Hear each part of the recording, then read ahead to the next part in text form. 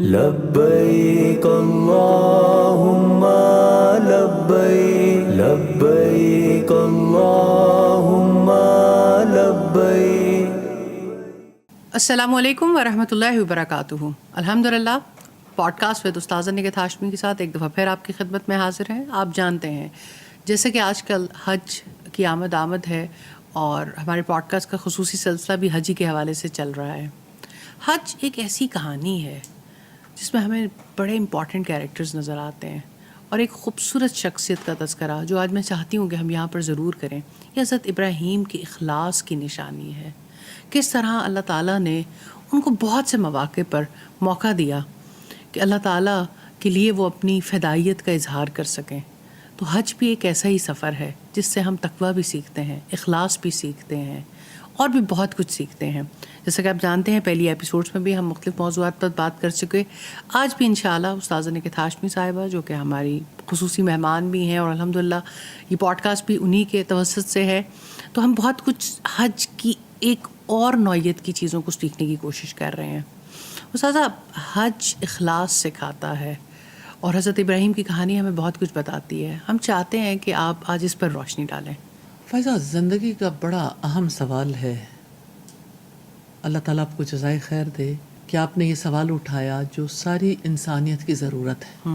اور اللہ سبحانہ تعالیٰ بھی یہی کہتے ہیں وَمَا أُمِرُوا إِلَّا لِيَعْبُدُوا اللَّهَ مُخْلِصِينَ لَهُ الدِّينَ، کہ انہیں اس کے سوا کوئی حکم نہیں دیا گیا تھا کہ وہ دین کو اللہ تعالیٰ کے لیے خالص کر کے اس کی عبادت کریں۔ اب زندگی میں بھی دیکھتے ہو ہمیں کوئی چیز ناخالص تو نہیں چاہیے، اور کون نہیں جانتا کہ کھانے پینے کی اشیاء میں ناخالص چیز ہمیں ملے تو ہم کتنا زیادہ ریئیکشنری ہوتے ہیں، ہمیں رویوں میں ناخالص چیز ملے تو ہمیں اچھا نہیں لگتا۔ اللہ سبحانہ تعالیٰ کو بھی اچھا نہیں لگتا کہ اس کے لیے لوگ عبادت میں خالص نہ ہوں۔ اصل میں خالص ہی تو سب کچھ ہے، اخلاص ہی تو چاہیے، محبتوں میں، تعلقات میں، معاملات میں، اور حج اخلاص سے کھاتا ہے۔ اور حج کا تعلق چونکہ ابراہیم علیہ السلام اور سیدہ ہاجرہ اور پھر محمد صلی اللہ علیہ وسلم تک آنے والوں اور پھر آپ صلی اللہ علیہ وسلم اور آپ کی کاوشوں کے ساتھ جڑا ہوا ہے، تو اس وجہ سے ہمیں حج کے حوالے سے ان ہستیوں کا تذکرہ ضرور کرنا ہے۔ تذکرہ کیے بغیر ہمیں اپنی زندگی کے لیے وہ سبق سیکھنا ہمارے لیے ممکن نہیں ہو پاتا۔ تو امکان بھی اسی طرح سے پیدا ہوتا ہے کہ ہم دیکھیں کس ماحول میں کیسے کوئی اللہ تعالیٰ کے لیے خالص ہو گیا۔ میں اکثر سوچتی ہوں ستارہ پرست قوم میں پیدا ہونے والے ابراہیم علیہ السلام کب جانتے تھے کہ اللہ سبحانہ تعالیٰ کون ہے؟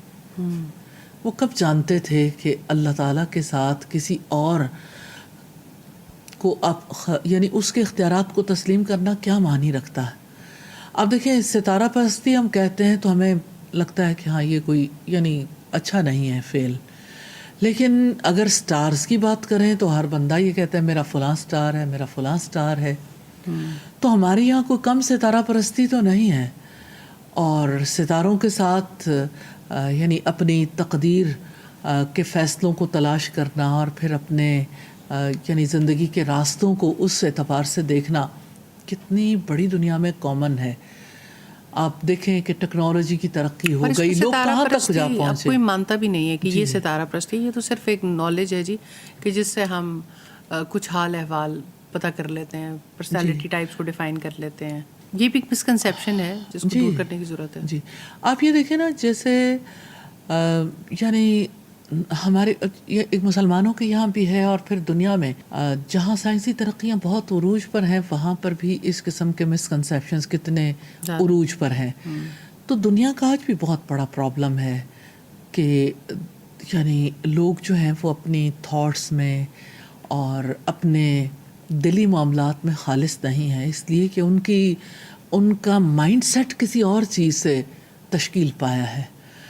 تو حج جو ہے وہ اس مائنڈ سیٹ کو ایڈریس کرتا ہے ڈائریکٹلی انڈائریکٹلی، کیونکہ حج میں آپ امیجن کر سکتے ہیں کہ حج میں انسان کیا کرتا ہے۔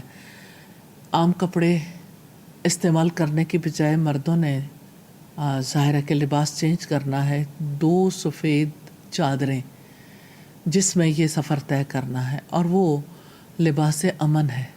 تو ظاہر ہے کہ بہت ساری چیزوں سے تو انسان خالص ہو جاتا ہے. لا رفث ولا فسوق ولا جدال فی الحج، کہ حج میں نہ کوئی شہوانی گفتگو ہوگی، نہ ہی کوئی جھگڑے کی بات ہوگی، نہ نافرمانی کے کام. اب یہ وہ چیزیں ہیں جو آبویس ہیں، پتہ چلتی ہیں. لیکن دوسری طرف اگر آپ دیکھیں تو حج کے دوران جس طرح سے بہت ساری چیزیں سامنے آتی ہیں، جب لوگوں کو گائیڈ نہیں کیا جاتا، جب لوگوں نے گول سیٹنگ نہیں کی ہوتی، تو حج کرنے میں صرف جو ہے وہ نمازیں، یعنی نمازیں پوری کرنے کا سلسلہ جاری رہتا ہے، تلاوت کرنے کا، جی ایک یعنی یہ یعنی بھاگ دوڑ رہتی ہے، لیکن مقصد سامنے نہیں رہتا. تو مقصد کو پیش نظر رکھنا، تو پھر یہ دیکھیں کہ کس سوسائٹی میں رہنے والے نے کیا ایفرٹ کی. آپ امیجن کریں کہ ستارہ پرستوں کے درمیان رہنے والے نے اللہ سبحانہ تعالیٰ کی مدد سے کتنی جلد اپنے رب کو پہچان لیا تھا. اللہ تعالیٰ نے انہیں، وہ کیا چیز تھی جو حضرت ابراہیم علیہ السلام کے دل میں یہ سوال اٹھاتی تھی؟ حق کی تلاش تھی، یا اگر یہ تلاش ہی نہ ہو، یا یہ تلاش ہوتی ہے ہر انسان کے اندر بلٹ ان؟ تلاش تو ہر انسان کے اندر ہے، یہ اللہ تعالیٰ نے بلٹ ان رکھی ہے، بلٹ ان ہے، بلٹ ان رکھی. تو پھر انسان استاد یہ اتنی دب کیسے جاتی ہے؟ دیکھو میں بھی تو گرد آلود فضاؤں میں رہتا ہوں، میرا بھی تو دامن میلا ہو سکتا ہے. جہاں آپ رہو گے اس کے اثرات تو آئیں گے. لیکن حضرت ابراہیم بھی تو اتنی گرد آلود ہواؤں میں رہتے تھے، یعنی ہر طرف مشرک لیکن شرک ہو رہا ہے اور میں یہ ضرور عبادت ہو رہی ہے. جی میں یہ ضرور کہنا چاہوں گی کہ آج ہمارا چھوٹا بچہ بھی اس قابل نہیں رہنے دیا گیا کہ وہ غور و فکر کر سکے، کیونکہ اسکرین ٹائم اتنا حاوی ہے بچے پہ، بڑے پہ، جس کی وجہ سے ریٹینشن نہیں ہوتی. اصل چیز تو پھر یہ ہے نا کہ کنیکٹیوٹی کا جو ٹائم ہے ایک اللہ رب العزت کے ساتھ، اور ایک رسول اللہ کی حدیث صلی اللہ علیہ وسلم کی بھی ہمیں ملتی ہے کہ عقل مند آدمی کے لیے لازم ہے کہ اپنے دن کو 4 حصوں میں تقسیم کریں. تو اس میں بھی بہت بڑا حصہ، ایک حصہ پورا غور و فکر کے لیے. بالکل، کیوں نہیں. تو غور و فکر کرنا، تفکر دل کی عبادت ہے. اس کا مطلب ہے جس چیز پہ ہمیں اپنی جنریشنز پہ اور خود پہ اور اپنی نیو جنریشنز پہ کام کرنے کی ضرورت ہے، وہ یہ ہے کہ وہ ٹائم نکالا جائے جہاں پر آپ کنیکٹڈ ہو سکیں اللہ رب العزت. جی اصل بات یہی ہے. اور حج میں کھلے آسمان تلے بہت موقع ملتا ہے فطرت کو دیکھنے کا. جب انسان اپنے گھر بار کو چھوڑ کے جاتا ہے، مصروفیات کو چھوڑ کے جاتا ہے، بزنس چھوڑ کے جاتا ہے، اپنے پیاروں کو چھوڑ کے جاتا ہے، اجنبی لوگوں کے ساتھ رہتا ہے، لباس تک ترک کر دیتا ہے. عام حالات کا لباس نہیں، عام معمولات میں جو بات چیت ہوتی، بات چیت ویسی نہیں، تعلقات میں ایک چینج آتی ہے. تو نیچرلی یعنی انسان کو موقع پہ اسے پتہ چلتا ہے کہ میں تو کسی اور ورلڈ میں ہوں، کسی اور ٹائم زون میں ہوں، کسی ایسے زون میں ہوں جو ٹینشن فری ہے. وہاں کے حالات و واقعات فرق ہے. تو ہر کوئی جب وہاں پہ جا کے یعنی کعبہ کے ارد گرد لوگوں کو طواف کرتے دیکھتا ہے تو اس کے ذہن میں سوچ تو ابھرتی ہے. جب نمازوں میں دیکھتا ہے، نمازوں میں صف بندی دیکھتا ہے اور اس نماز میں شریک ہوتا ہے، اذان کو توجہ سے سنتا ہے. عام دنوں میں تو ظاہر ہے کہ یہ سارے کام اس طرح سے نہیں ہوتے، تو بہرحال تفکر کا موقع ملتا ہے. ابراہیم علیہ السلام کو یہی موقع تو ملا تھا کہ انہوں نے، قرآن مجید میں اس کا تذکرہ ملتا ہے کہ ابراہیم علیہ السلام نے تارے کو دیکھا، کہا یہ میرا رب ہے. تو رب کی تلاش تو اندر تھی نا. اور پھر جس وقت تارا یعنی اپنی جگہ پہ تھا لیکن چاند نکلا، کہنے لگے نہیں یہ بڑا ہے، یہ زیادہ چمکتا ہے، یہ میرا رب ہے. پھر جب چاند ڈوب گیا تو کہا میں تو ڈوبنے والوں سے محبت نہیں کرتا. اور پھر سورج نکلا تو کہنے لگے یہ سب سے بڑا ہے، یہ میرا رب ہے. جب سورج بھی ڈوبا تو کہنے لگے میں شرک اور شرکا سے بیزار ہوں. تو یہ ایک فکری سفر ہے نا، غور و فکر کا. تو میں سوچتی ہوں کہ آج تو انسانیت سے یہ غور و فکر کرنے کی صلاحیت ہی چھین لی گئی. اور استاذہ جیسے آپ یہ کہہ رہی ہیں کہ حج پہ آپ کو بہت سے ریکنیکشن کے مومنٹ ملتے ہیں، اس میں کوئی شک نہیں ہے، لیکن اس کو بھی پلان کرنا پڑتا ہے نا. آج تو اسکرین ٹائم تو کم نہیں ہوتا بہت زیادہ. ابھی میں کچھ ریسنٹ ولاگز دیکھ رہی تھی، لوگوں نے اس کا تذکرہ بھی کیا کہ آپ اللہ کے گھر پر بھی ہیں اور آپ اتنے زیادہ، پہلے تو صرف ایک سیلفی کے اوپر اعتراض ہوتا تھا کہ سیلفی لے لیتے ہیں جی، تصویریں کھینچ رہے ہیں. اب تو آپ جہاں پر بھی ہیں آپ اپنے ویورز کے لیے ایک ایسی چیزیں ریکارڈ کر رہے ہیں، آپ بھول گئے ہیں کہ آپ کس کے گھر آئے ہوئے ہیں. آپ یہ دیکھیں پہلے تو مقصد کیا ہے، حرم میں پہلے کیمرہ الاؤڈ نہیں تھا. اللہ کرے کہ یہ پالیسی اب بھی ریوائز ہو جائے کسی طرح سے. میں سمجھتی ہوں بہت اچھا وقت بہت اچھا تھا. اس لیے کہ سب لوگوں کی توجہ پھر حرم کی طرف ہوتی تھی نا، تو اب تو اپنی طرف توجہ ہوتی ہے، سیلفیاں لیتے ہیں یا ویڈیوز بناتے ہیں یا ویڈیوز بن رہے باقی. ہوتے ہیں کہ ایک لمحے کو جب آپ کسی کے لیے کیپچر کر رہے ہیں، کہ ایک لمحے میں آپ بتا رہے ہیں، ٹھیک ہے کبھی تو ایسا یعنی ہو اللہ سکتا ہے کہ اللہ سبحانہ تعالیٰ کے گھر میں ہونے کے باوجود آپ یہ ہے کہ آپ کہیں اور ہوتے ہیں اور آپ کسی اور کے لیے ہوتے ہیں، تو یہ اخلاص تو نہیں ہے نا. آپ اللہ تعالیٰ کے لیے گئے ہیں تو آپ کن چکروں میں پڑے ہیں؟ آپ کو تو اللہ سبحانہ تعالیٰ کے سامنے اپنے زندگی کے اعمال یاد کرنے چاہیے، استغفار کرنی چاہیے، ذکر کرنا چاہیے، دعائیں کرنی اور جو چاہیے. پریشانیاں بھی وہاں پر آپ کو آ رہی ہوتی ہیں، آپ کے پیارے کبھی کھو جاتے ہیں، کبھی آپ کا سامان کھو جاتا ہے، یعنی اس میں بھی آپ وہ لذت لیتے تھے. اصل میں اس چکر میں تو اسکرین ٹائم زیادہ بڑھ گیا جی کہ لوگوں کو موبائل الاؤڈ ہو گیا، ورنہ تو یہ ہے کہ ابھی کچھ سال پہلے بھی موبائل الاؤڈ نہیں تھا. جب کووڈ کی اتنی سخت پالیسی لگائی جا سکتی ہے تو اللہ کرے کہ ان موبائلز پہ بھی پالیسیز کو اصل میں پالیسی امپوز کر دینے سے وہ فائدہ نہیں ہوتا، ارادے کرنے پڑتے ہیں. مجھے ایسا لگتا ہے ماسز جو ہیں وہ ہم سب کا لائف سٹائل بہت ہو گیا ہے.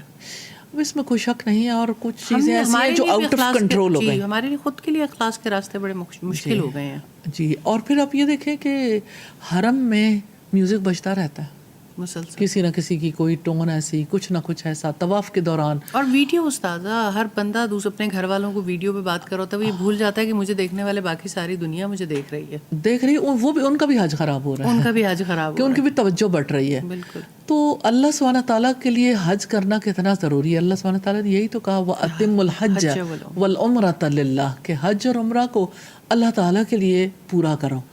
تو یہ کس کے لیے پورا کر رہے ہیں نا؟ مراقبہ کی ڈیفینیشن سمجھا دی گئی ہے، تو حج بھی بیسکلی ایک ایسے ہی مراقبے کا نام ہے کہ ایک دفعہ آپ اللہ کے لیے چھوڑ دیں جو کچھ، یعنی نہ تو اب تو بڑا آسان لگتا ہے، نہ آفیسز چھوٹتے ہیں، نہ کاروباری معاملات چھوٹتے ہیں، نہ کچھ اور چھوٹتا ہے. آپ کہیں چلے بھی جاتے ہو تو آپ پورے طریقے سے اسی طرح سے کنیکٹڈ ہوتے ہو. جی بالکل ایسا ہے، لیکن یہ ہے کہ حج بہرحال موقع ضرور فراہم کرتا ہے کہ آپ ڈسکنیکٹ ہو سکتے ہو. اور اللہ سبحانہ تعالیٰ کو اگر آگے رکھنا ہے تو ظاہر ہے کہ باقی چیزوں کو پیچھے کرنا پڑے گا، اور پیچھے کرنے کے لیے سب سے بڑی رکاوٹ ہرڈل تو ہمارے اپنے ہاتھوں میں ہے.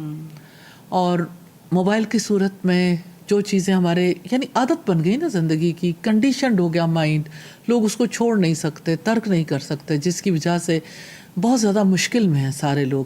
اور میں کہہ سکتی ہوں اس بات کو بڑے وثوق کے ساتھ کہ اس کے اوپر ریسرچز بھی ہوئی کہ لوگوں کو سوشل میڈیا ایڈکشن ہو چکی ہے، میڈیا ایڈکشن ہے، سوشل میڈیا ایڈکشن ہے. اسی طرح کے ریزلٹس بھی سامنے آتے ہیں ریسرچز کے بعد، جس طرح کے ریزلٹس کوئی نشاور چیز لینے سے آتے ہیں انسانوں کے لیے. یعنی ان کے اندر اتنی ہالونیس ہو گئی ہے انسانوں کے اندر کہ انہیں یعنی موبائل کے بغیر وہ زندگی کا تصور نہیں کر سکتے. تو سوچیں حضرت ہاجرہ کو کہ انہیں کس طرح سے بغیر کسی کنیکشن کے ایک اکیلی خاتون کو اپنے بچے کے ساتھ صحرا میں چھوڑا گیا. اخلاص تو اسی طرح سے آتا ہے. اور اخلاص کے اعمال اگر دیکھیں تو ابراہیم علیہ السلام کا اپنی بیوی کو چھوڑ کے جانا، تو اگر دیکھیں تو حضرت ہاجرہ ایک تاریخ مرتب کر رہی تھیں، اور حج کی تاریخ کا بڑا گہرا تعلق ہے ان چیزوں سے. بالکل. اور پھر آپ بہت سارے مناسک اور سنتوں کا تعلق بھی. جی، اور آپ یہ دیکھیں کہ ابراہیم علیہ السلام اور اسماعیل علیہ السلام نے اگر گھر تعمیر کیا تھا تو اس گھر کا طواف ہوتا ہے، اس طواف میں آپ نے اسی طرح سے اپنے آپ کو لے کے آنا ہے جیسے اقبال کہتا ہے نا کہ لہو خورشید کا ٹپکے اگر ذرے کا دل چیریں، کہ ایک ذرے میں بھی وہی موومنٹ ہے جو سورج کے اندر موومنٹ جاری ہے، کہ ایک ایٹم میں نیوکلیس کے گرد الیکٹرانز گھومتے ہیں. یہ ہے کعبے کی حرکت، کعبے کے اندر ہونے والا طواف. لیکن کیا واقعی ہم کعبہ کے گرد اپنے آپ کو ایسی صورتحال میں لے آتے ہیں؟ تو حاجیوں کو چاہیے کہ وہ اپنے آپ کو اسی طرح سے کعبے کے گرد گھومنے کے لیے تیار کریں جیسے ایک الیکٹران ہر چیز سے بے نیاز ہوتا ہے. اور ریلی نیچر سے بہت زیادہ اسباق ہمیں ملتے ہیں. اور حج ہمیں ایسی دنیا میں لے جاتا ہے جہاں ہمارے لیے امکانات بہت ہیں، امکانات بہت ہیں. صرف یہ کہ ارادہ کر کے اللہ سبحانہ تعالیٰ سے دعا کرنے کی ضرورت ہے. تو جب یاد رکھیں کہ اخلاص تب تک نہیں آتا جب تک آپ اللہ سبحانہ تعالیٰ کے ماں سوا دوسری چیزوں سے ڈسکنیکٹ نہیں ہوتے فار سم ٹائم. اور باقی یہ کہ اللہ تعالیٰ یہ تو نہیں روکتا کہ آپ نے دنیا میں رہتے ہوئے دنیا میں باقی تعلقات کو چھوڑ دینا ہے، لیکن آپ ڈسکنیکٹ ہوتے ہیں تو اللہ سبحانہ تعالیٰ سے ایک کنیکشن جڑتا ہے، اور آپ کا اللہ تعالیٰ سے ایک تعلق جڑتا ہے، آپ اس کے سامنے اپنے آپ کو رکھتے ہو، آپ اپنے دلی حالات و معاملات کو، اپنے خطاؤں گناہوں کو، اپنی ضروریات کو، مشکلات کو، مصائب کو، اپنی اس دنیا کو، آنے والے جہان کو، تو اس کی وجہ سے یعنی ایک رشتہ، ایک تعلق پیدا ہوتا ہے، اور یہ تعلق ہے جو زندگی بھر پھر کام آتا ہے۔ اس تعلق میں خالص ہونا بہت زیادہ ضروری۔ اور آپ دیکھیں مناسک حج میں جگہ جگہ، آپ طواف میں دیکھیں، آپ صفا مروہ کی سعی میں دیکھیں، مواقع تو موجود ہیں کہ سعی کرتے ہوئے جیسے حضرت حاجرہ نے کوشش کی تھی تو وہ کتنی فوکس تھی نا، کہ انہیں پانی کی تلاش تھی۔ تو جو اللہ سبحانہ تعالیٰ کے لیے نکلتے ہیں انہیں بھی تو اپنے رب سے تعلق ہی کی تلاش ہوتی ہے نا، اور رب سے تعلق کے لیے جب آپ صفا پہ جا کے دعا کرتے ہو کہ ابدأ بما بدأ اللہ بہ، کہ میں اسی سے ابتدا کرتا ہوں جس سے اللہ تعالیٰ نے ابتدا کی، اور حرم کی طرف دیکھ کے آپ ہاتھ اٹھا دیتے ہو، اور ہاتھ تو اللہ سبحانہ تعالیٰ کی طرف اٹھاتے ہیں، اور پھر آپ دیکھیں کہ صفا اور مروہ تو اللہ کی نشانیوں میں سے ہیں، اور پھر آپ اس نشانی پہ کھڑے ہوتے ہیں، تو یہ اللہ سبحانہ تعالیٰ نے کس طرح سے حضرت حاجرہ کو اس کا سبب بنایا، کس طرح صفا پہاڑی جو ہے وہ لوگوں کے نوٹس میں آئی، اور کس طرح مروہ تک وہ گئیں، تو جو بھاگ دوڑ تھی وہ اللہ تعالیٰ کے لیے تھی۔ آج بڑی ڈبیٹ ہے، آپ یہ دیکھیں کہ اتنا بڑا حکم اور اتنا بڑا مناسک اور اتنی زندگی کی خواہش کہ انسان زندگی میں ایک بار مسلمان صاحب استاد پہ حج فرض بھی ہے، اور ہر مسلمان کی خواہش بھی ہے، ہم نے پچھلے پروگرامز میں بھی اس پہ بات کی کہ اللہ کے لیے تو کوئی مشکل نہیں ہے، اور اللہ تعالیٰ نے مثال بنایا کہ ایک اکیلی صحرا میں ہونے والی عورت کی کتنی ساری ایکٹیویٹیز کو سنت بنا دیا۔ تو آج تو بڑی ڈبیٹ ہے عورت کے تنہا سفر پہ بھی اور عورت کے اکیلے کچھ کرنے پہ بھی۔ اس کو میں ضرور سمجھنا چاہتی ہوں کہ ایک اکیلی عورت کو اتنی بڑی مثال بنایا، اس کی ابتدا میں آج ہم صحیح بھی کر رہے ہیں، صفا مروہ بھی پہ بھی وہ جو ہو رہا ہے، زمزم کا پانی بھی، اور پھر بہت ساری ایکٹیویٹیز بھی، اور لیکن اس کی میں ضرور سمجھنا چاہتی ہوں۔ میں یہ سمجھتی ہوں کہ اس بات کو ضرور انڈرسٹینڈ کرنا چاہیے، غور و فکر کرنا چاہیے، اس میں کوئی شک نہیں ہے، جو ہمارے احکامات ہیں وہ اپنی جگہ پر ہیں۔ اکیلی عورت کا محرم کے بغیر سفر کرنا ہو، یا اسی طرح سے باقی معاملات ہیں، وہ یعنی اس پہ تو کوئی دوسرا کویسچن ہی نہیں ہے کہ ہم اس پہ بات نہیں کریں، لیکن میں یہ کہتی ہوں کہ آخر کیا یہ غور و فکر والی بات نہیں ہے کہ ایک اکیلی عورت سے اللہ سبحانہ تعالیٰ نے بلد امین کی بنیاد رکھوائی؟ اللہ سبحانہ تعالیٰ کا ظرف ہے نا، ظرف، لیکن آپ ناقص العقل کہہ کے عورت کو ایسے مقام تک تو نہیں پہنچا سکتے کہ عورت جو ہے وہ کچھ کرنے کے قابل نہیں ہے۔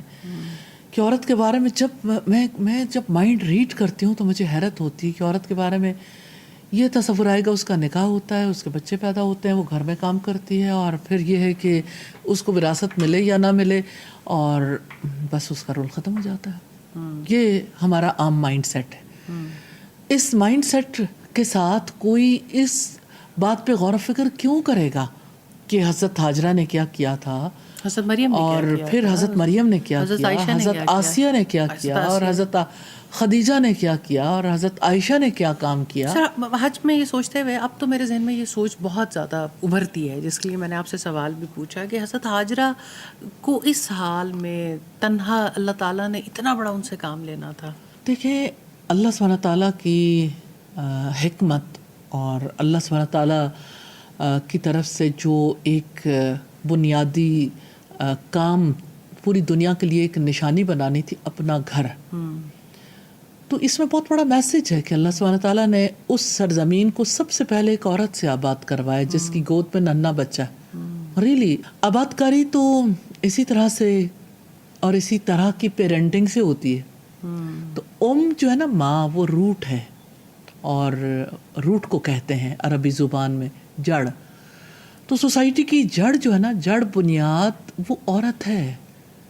میں یہ نہیں کہتی کہ مرد کا رول نہیں ہے، اور پھر آپ دیکھیں کہ اللہ سبحانہ تعالیٰ نے اگر حضرت ہاجرہ کو موقع دیا تو انہوں نے بنو جرہم کے لوگوں کے ساتھ ایک معاہدہ طے کیا تھا. آج جب لوگ کسی معاہدے میں عورت شامل ہو تو اسی بحث سے نہیں نکلتے عورت یہ معاہدے کر سکتی ہے, عورت کو اتنا امپاورڈ ہونا چاہیے یا نہیں ہونا چاہیے, مانی جائے گی یا اس کا سگنیچر بھی قبول ہوگا. آج تو یہ ڈیبیٹ شروع ہو جاتی ہے. غور و فکر نہ کرنے کی وجہ سے ہی یعنی لوگوں کو موقع ملا تو انہوں نے کہا کہ عورت آدھا انسان ہے. اسی لیے تو پھر بہت زیادہ جو ایک تفاوت بھی پیدا ہوا ہے, یہ جو لڑائی ہے ہمارے معاشرے کے اندر کہ یا تو آپ کسی کو اتنا سپرسٹیشیس بنا دیتے ہیں یا آپ کسی کو اتنا ہی گرا دیتے ہیں کہ اس کا ہونا بھی اس کے لیے ایک جرم بن جاتا ہے. نو ڈاؤٹ مجھے ایسا لگتا ہے کہ تاریخی اعتبار سے جو کردار محمد صلی اللہ علیہ وسلم نے ادا کیا کہ تمہاری دنیا سے دو ہی چیزیں مجھے محبوب ہیں, اور اب صلی اللہ علیہ وسلم کا یہ فرمانا کچھ چھوٹی بات نہیں ہے, عورت اور خوشبو اور نماز کو میری آنکھوں کی ٹھنڈک بنا دیا گیا. آپ صلی اللہ علیہ وسلم نے عورت کے رائٹس کے لیے جو کام کیا, جو امپورٹنس دی, جہاں بچیاں زندہ دفن ہوتی تھیں وہاں بچی کو زحمت کی بجائے رحمت تک لے کے آنا. نقطے کا فرق ہے لیکن فرق کتنا بڑا ہے. تو دیکھیں وہ مائنڈ سیٹ ہی چینج ہو گیا تھا. اور اب دیکھیں حضرت عمر جیسے یعنی اتنے فراست رکھنے والے صحابی جو ہیں وہ کہتے ہیں اپنی وائف سے کہ جب سے آپ مدینہ میں آئی ہو تو آپ لوگوں کی زبان بہت چلنے لگی ہے. تو ان کی زوجہ مطہرہ کہتی ہیں بیٹی کا گھر جا کے دیکھو, اور بیٹی کے پاس پہنچتے ہیں تو وہ کہتی ہیں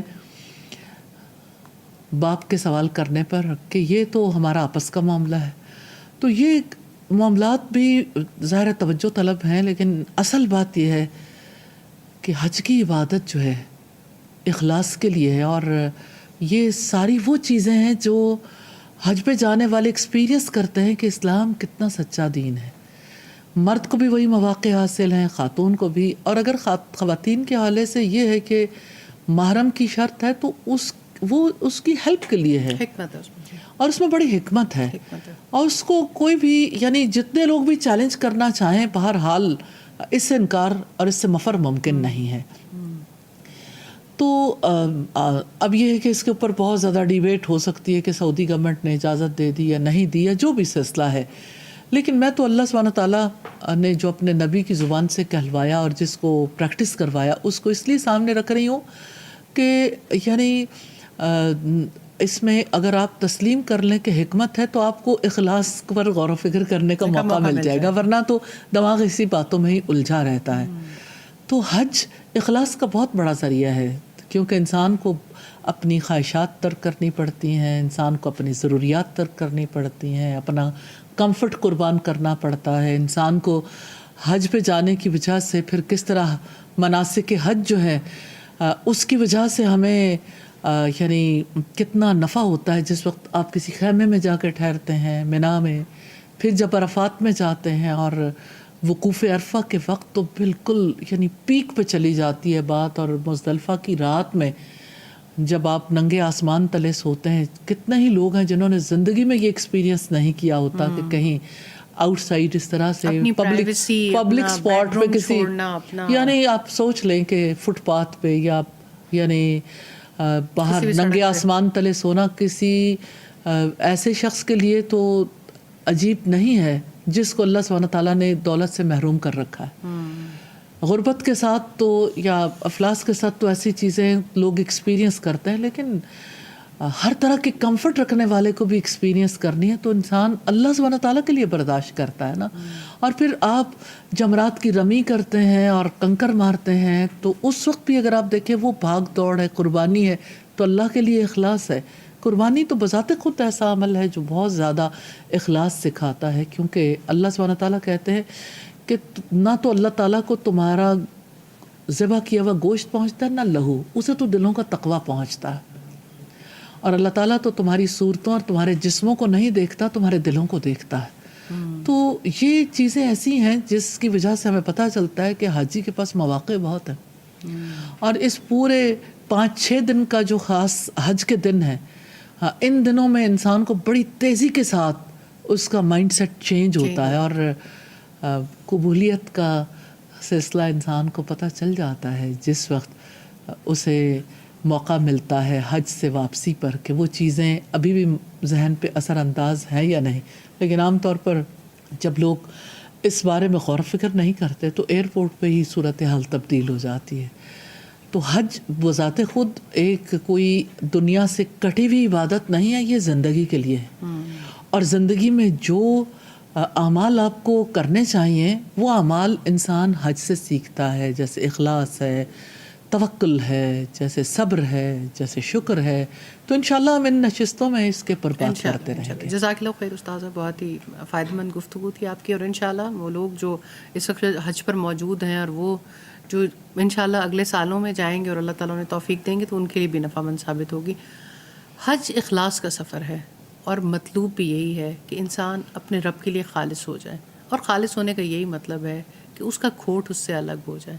اللہ سے دعا ہے کہ ہمیں اس کی توفیق عطا فرمائے. انشاءاللہ اسی گفتگو کا سلسلہ جاری رہے گا. اگلے پوڈ کاسٹ میں اور نشست میں اور ٹاپک کے ساتھ حاضر ہوں گے. جب تک کے لیے اجازت دیجیے. السلام علیکم ورحمۃ اللہ وبرکاتہ. لبیک اللہم لبیک، لبیک اللہم لبیک، لبیک اللہم لبیک، لبیک اللہم لبیک، لبیک اللہ